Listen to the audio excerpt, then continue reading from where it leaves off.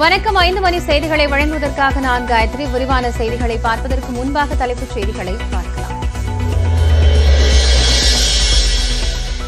தமிழ்நாட்டிற்கு இந்த ஆண்டிற்கான தேசிய பேரிடர் நிதியாக 900 கோடி வழங்கப்பட்டுள்ளது. வெள்ள பாதிப்புகளுக்கு தனியாக நிதி வழங்கவில்லை என முதலமைச்சர் குற்றம் சாட்டிய நிலையில் மத்திய நிதியமைச்சர் நிர்மலா சீதாராமன் விளக்கம்.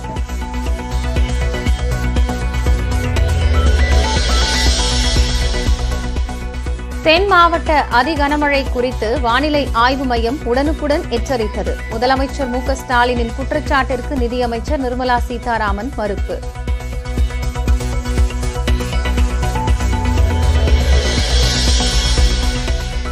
தமிழக வெள்ள பாதிப்பை தேசிய பேரிடராக அறிவிக்க இயலாது. அப்படி ஒரு வழக்கம் மத்திய அரசில் இல்லை என்றும் மத்திய அமைச்சர் நிர்மலா சீதாராமன் விளக்கம்.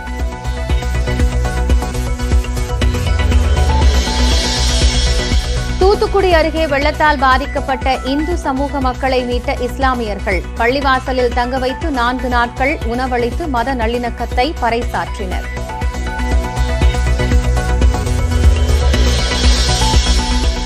தூத்துக்குடி மாவட்டத்தில் வெள்ளத்தில் சிக்கி கடுமையாக சேதமடைந்துள்ள ஏரல் காவல் நிலையம். முதல் தகவல் அறிக்கைகளும் ஆவணங்களும் சேதம்.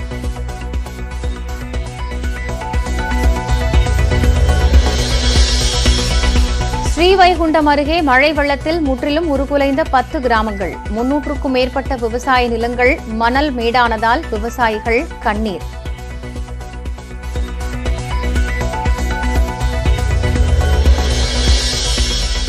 தமிழகத்திற்கான வரி பகிர்வாக 2976 கோடி ரூபாயை விடுவித்தது மத்திய அரசு.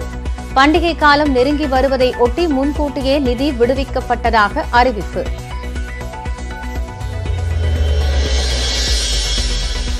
செமன் குவாரி முறைகேடு வழக்கில் ஜனவரி 4ஆம் தேதி கௌதம சிகாமணி மீது குற்றச்சாட்டு பதிவு செய்யப்படும். இன்று ஆஜராகாத நிலையில் சென்னை கூடுதல் அமர்வு நீதிமன்றம் உத்தரவு.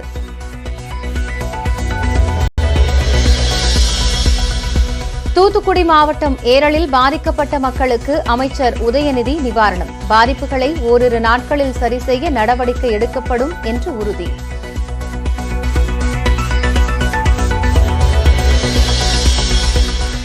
வெள்ளத்தால் பாதிக்கப்பட்ட தூத்துக்குடி அரசு மருத்துவமனையில் அமைச்சர் மா சுப்பிரமணியன் ஆய்வு. மருத்துவ பணிகளுக்காக மதுரை, கன்னியாகுமரியில் இருந்து தூத்துக்குடிக்கு பயிற்சி மருத்துவர்கள் வரவழைக்கப்பட உள்ளதாக தகவல்.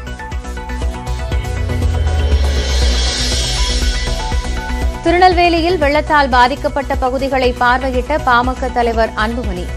6000 ரூபாய் வெள்ள நிவாரணம் போதாது என பேட்டி.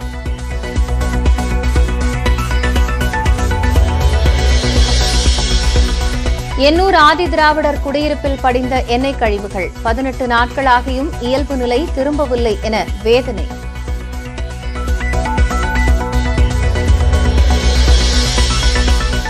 முன்னாள் அமைச்சர் பொன்முடியின் சொத்துக்களை தற்போதைக்கு முடக்க அவசியம் இல்லை என உயர்நீதிமன்றம் தீர்ப்பு. தேவைப்பட்டால் சட்டத்திற்குட்பட்டு லஞ்ச ஒழிப்புத்துறை நடவடிக்கை எடுக்கலாம் என்றும் உத்தரவு.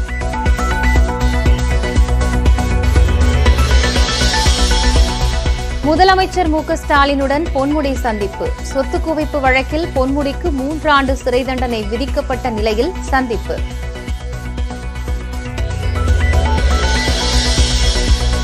த்ரிஷா, குஷ்பு மீது நடிகர் மன்சூர் அலிகான் தொடுத்த வழக்கு 1 லட்சம் அபராதத்துடன் தள்ளுபடி. விளம்பரத்திற்காக தொடுக்கப்பட்ட வழக்கு என்றும் உயர்நீதிமன்றம் கருத்து.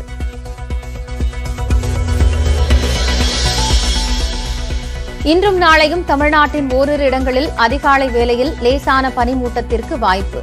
டிசம்பர் 28 வரை மிதமான மழை பெய்யும் என்றும் வானிலை மையம் கணிப்பு.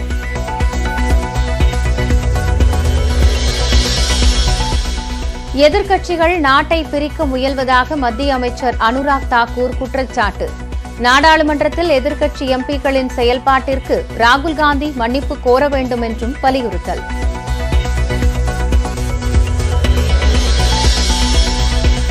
தொழில்துறையினருக்கான பீகார் மின் கட்டணத்தை ரத்து செய்ய வேண்டுமென எதிர்க்கட்சித் தலைவர் எடப்பாடி பழனிசாமி வலியுறுத்தல். முன்பு போல் 1 கிலோவாட்டிற்கு 35 ரூபாய் மட்டுமே நிலை கட்டணமாக வசூலிக்கவும் கோரிக்கை.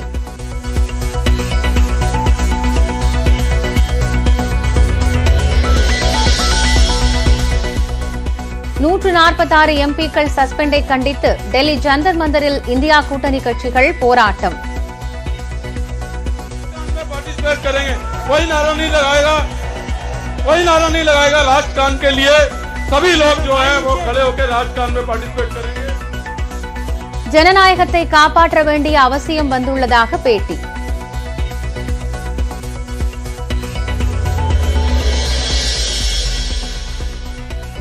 நண்பர் என்ற முறையில் ராஜஸ்தானில் பாஜக வேட்பாளரின் தேர்தல் பரப்புரையில் பங்கேற்றதாக ஓய்வு பெற்ற ஐபிஎஸ் அதிகாரி ஜாங்கிட் விளக்கம்.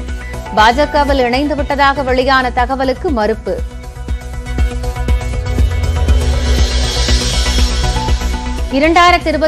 ஆண்டில் வேதாரண்யம் தொகுதியில் முன்னாள் அமைச்சர் OS மணியன் வெற்றி பெற்றது செல்லும். திமுக வேட்பாளர் SK வேதரத்தினம் தாக்கல் செய்த வழக்கில் சென்னை உயர்நீதிமன்றம் உத்தரவு.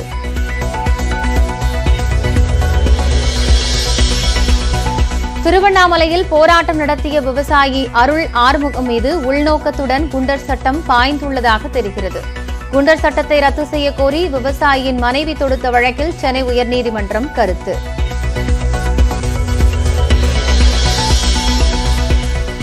அரசு ரகசியங்களை வெளிப்படுத்தியதாக தொடுக்கப்பட்ட வழக்கு. இம்ரான்கான் மற்றும் அவரது உதவியாளர் முகமது குரேஷிக்கு ஜாமீன் வழங்கியது பாகிஸ்தான் உச்சநீதிமன்றம். புரோ கபடி தொடரின் 4வது சுற்று ஆட்டங்கள் சென்னையில் இன்று தொடக்கம். இரவு 8 மணிக்கு தொடங்கும் போட்டியில் பாட்னா அணியை எதிர்கொள்கிறது தமிழ் தலைவாஸ்.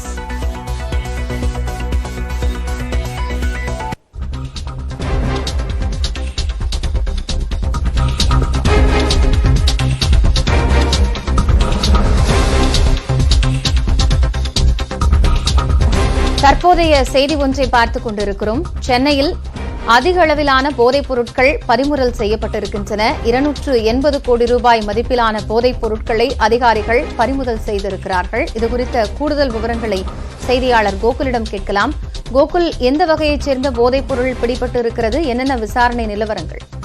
சென்னையில 56 கிலோ மெத்தப்பட்டமேன் என்ற போதைப் பொருளை மத்திய போதைப் பொருள் தடுப்பு பிரிவு போலீசார் பறிமுதல் பண்ணியிருக்காங்க. 2 பேர் இதில் கைது செய்யப்பட்டிருக்கார்கள். இலங்கையைச் சேர்ந்த உதயகுமார் என்பவர் சென்னையில ஒரு லாட்ஜ்ல தங்கி இருப்பதாகவும் அவரிடம் போதைப் பொருள் இருப்பதாக மத்திய போதைப் பொருள் தடுப்பு பிரிவு போலீசாருக்கு தகவல் வந்தது. அந்த தகவலை அடுத்து சம்மன் அனுப்பி அவரை விசாரித்ததில் அவர் 2 கிலோ மெத்தப்பட்டமேன் போதைப் பொருள் வைத்திருந்ததாகவும் தொடர்ந்து அவரிடம் நடத்தப்பட்ட விசாரணையில பெரம்பூரை சேர்ந்த அக்பர் அலி என்ற நபரிடம் கூடுதலாக போதைப் பொருள் இருப்பதாக தகவல் கிடைத்தது. அங்கு அவருடைய தொடர்புடைய இடங்கள்லாம் சோதனை நடத்தியதில் 54 கிலோ மெத்தப்பட்டமேன் போதைப் பொருளானது பறிமுதல் செய்யப்பட்டுள்ளது. ஒட்டுமொத்தமாக 56 கிலோ மெத்தப்பட்டமேன் சர்வதேச சந்தை மதிப்புல ஏறக்குறைய 280 கோடி ரூபாய் இருக்கும் என்று அதிகாரிகள் தரப்புல தெரிவிக்கப்பட்டிருக்கிறது. தொடர்ச்சியாக 2 பேரிடமும் விசாரணை மேற்கொள்ளப்பட்டு வருகிறது. இந்த விசாரணையில மியான்மரிலிருந்து மணிப்பூர் வழியாக சென்னைக்கு கொண்டு வரப்பட்டு இலங்கைக்கு இந்த மெத்தப்பட்டமேன் போதைப் பொருள் கொண்டு செல்ல இருப்பதும் விசாரணையில முதற்கட்ட விசாரணை தெரிய வந்திருக்கிறது. 280 கோடி ரூபாய் மதிப்பிலான ஒரு பெரிய அளவிலான போதைப் பொருள் கடத்தல் கும்பல் இங்க சென்னையில செயல்பட்டிருப்பது தற்போது கண்டுபிடிக்கப்பட்டிருக்கிறது. இதனுடைய தொடர்ச்சியாக எப்படி இந்த போதைப் பொருள் யார் யார் மூலம் வந்தது என்பது குறித்து விசாரணை தீவிரப்படுத்தப்பட்டிருக்கு. காயத்ரி, நன்றி கோகுல்.